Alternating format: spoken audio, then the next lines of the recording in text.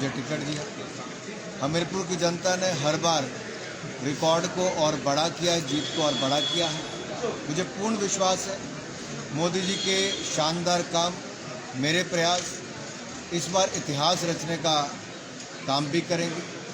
जहां एक और हम हमीरपुर से रिकॉर्ड जीत और इतिहास दर्ज करेंगे, वहीं हिमाचल प्रदेश की चारों लोकसभा सीटें मोदी जी की 400 का आंकड़ा पार करने के लिए उसमें मदद करेंगे। आप अलग अलग जगहों पर जा रहे हैं, कितना उत्साह देखने हैं कार्यकर्ताओं में? मैं देश के बहुत सारे राज्यों में पिछले कुछ दिनों में अलग अलग कार्यक्रमों में गया। जनता में बस अब इंतज़ार है कि कब चुनाव आए, कब कमल का बटन दबाएं और फिर एक बार मोदी सरकार बनाएं और 400 पार करके इतिहास में आए। विभिन्न सर्वे भी सामने आ रहे हैं, उसको लेके क्या राय है आपकी? सर्वे करना एजेंसियों का काम है। हम तो अपने काम को लेके जनता के बीच में जाते हैं। मोदी जी के ईमानदार नेतृत्व, जो 10 साल में भ्रष्टाचार मुक्त सरकार दी, सुशासन के नए आयाम स्थापित किए और दुनिया में 10वें से 5वें नंबर की सबसे बड़ी अर्थव्यवस्था मोदी जी ने बनाया है।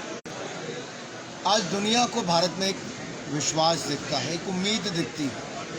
दुनिया को लगता है कि भारत बढ़ेगा तो दुनिया में ग्रोथ रेट बढ़ेगा, क्योंकि दुनिया का सबसे तेज़ी से बढ़ने वाला देश भारत है।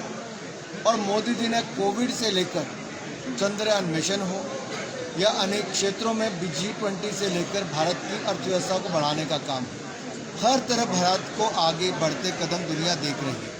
और भारत की बुलंद तस्वीर आज दुनिया में एक नया विश्वास पैदा करती है, एक होप पैदा करती है कि दुनिया मोदी के नेतृत्व में विश्वास रखती है। 4 सीटें प्रदेश की हैं, 2 अनाउंस कर दी गई हैं, 2 के लिए कब तक जो है इंतजार करना पड़ेगा? और प्रदेश में कांग्रेस की सरकार भी है, ऐसे में भाजपा जो अपना 2019 का प्रदर्शन है उसे दोहरा पाएगी? हमने 2014, 2019 दोनों में 4-4 सीटें नरेंद्र मोदी जी को जीत कर दी, भारतीय जनता पार्टी ने जीती। और हिमाचल की जनता कांग्रेस की सरकार से अपने आप को ठगा हुआ महसूस कर रही। कोई वायदे पूरे नहीं हुए, जनता तो त्रस्त थी, सरकार मस्त थी, लेकिन अब इनके अपने विधायक भी तंग और दुखी होकर बाहर चले गए और जनता ने भी मन बना लिया है कि फिर एक बार भारतीय जनता पार्टी का समर्थन करेंगे और मोदी जी को चारों की चारों सीटें जिताएंगे। सर,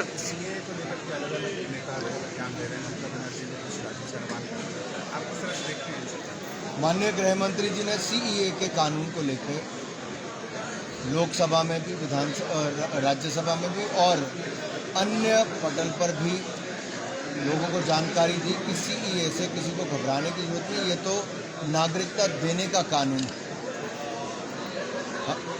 जब भारत आज़ाद हुआ तब धर्म के आधार पर 2 मुल्क थे और उस समय जो हिंदू, सिख, ईसाई, बौद्ध, क्रिश्चियन, पारसी पाकिस्तान में रह गए या जो अफ़गानिस्तान में, बांग्लादेश में चले गए, इन क्षेत्र में रहते हैं, उनको विश्वास उस समय की सरकार ने दिलाया था, पंडित नेहरू ने भी, कि उनके सब अधिकारों को संरक्षण मिलेगा, न्याय मिलेगा।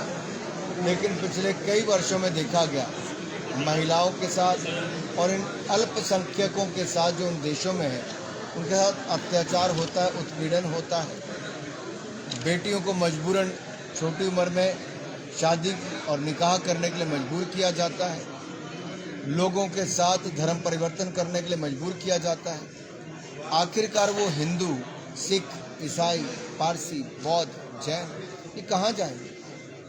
मोदी सरकार ने उनको नागरिकता देने के लिए कानून बनाया कि अगर कोई प्रताड़ित होता है तो भारत उनको नागरिकता देगा। लेकिन कुछ लोग इसको लेकर एक गुमराह करने का काम कर रहे हैं, भ्रम पैदा कर रहे हैं। मैं पूछता हूँ ऐसे नेताओं से, विपक्ष के, कि उन लोगों का क्या कसूर है जो पिछले 20-25 सालों से, कोई 30 साल से, कोई 50 साल से इस देश में रह रहा है, उनकी दूसरी पीढ़ी आ गई, उनको अधिकार नहीं मिलते।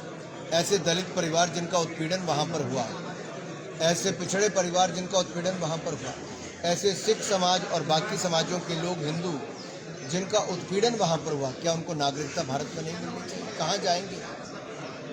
उनको न्याय देने का काम मोदी सरकार ने किया।